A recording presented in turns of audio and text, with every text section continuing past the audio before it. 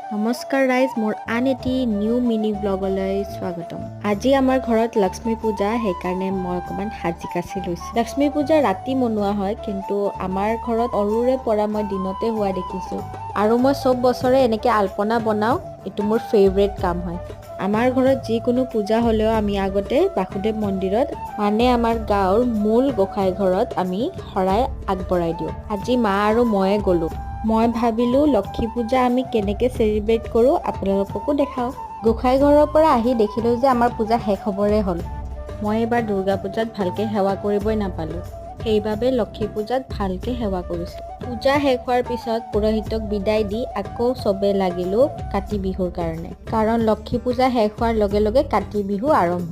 পথাৰৰ ফালে গৈ দেখিলোঁ সকলোৱে চাকি বন্তি জ্বলাই আছে। আমাৰ গাঁৱত কাতি বিহুৰ শৰাই ভাঙিব চবৰে ঘৰে ঘৰে আহে। তাতে সকলোকে সেৱা জনাই আমি চবকে ভোগ দি